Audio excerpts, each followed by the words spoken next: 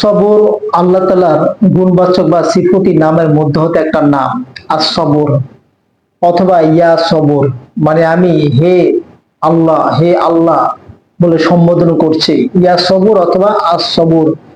প্রিয় ভাই, এই পবিত্র নামটি আল্লাহর কোনো বান্দাবান্দি যদি সূর্য অস্তমিত যাওয়ার পূর্বে অর্থাৎ সূর্য ডুবে যাওয়ার আগ মুহূর্তে 100 বার পাঠ করে পরে, তাহলে ওই ব্যক্তিকে আল্লাহ তাআলা সর্বপ্রকারের কষ্ট থেকে নিরাপদে রাখবেন।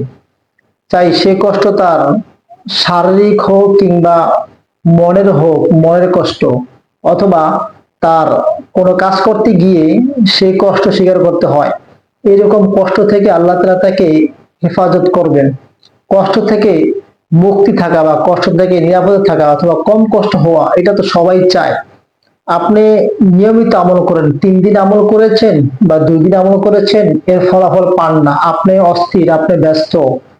অস্থির বা ব্যস্ত হলে হবে না, কন্টিনিউ নিয়মিত করতে হবে। মিনিমাম 20 থেকে 1 মাস যদি আপনি না করেন, তাহলে এর মানে প্রতিফলিত বিষয়টা বুঝতে পারবেন না। 2 দিন আমল করেছেন, অস্থিরতা দেখেন নিয়মিত।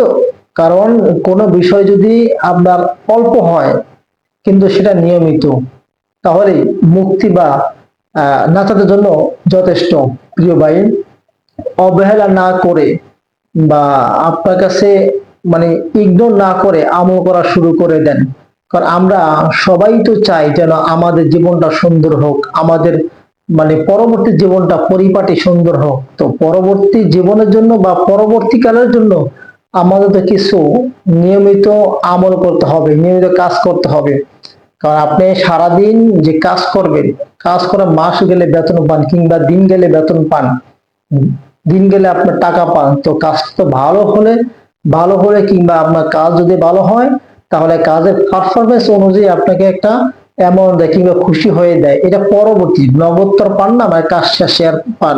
এমনি ভাবে আমাদের এই জীবনটা, আপনি তো নিজেও জানেন যে দুনিয়া ক্ষণস্থায়ী, অল্প সময়ের জন্য আমরা আসছি, আবার আমাদের চলে যেতে হবে।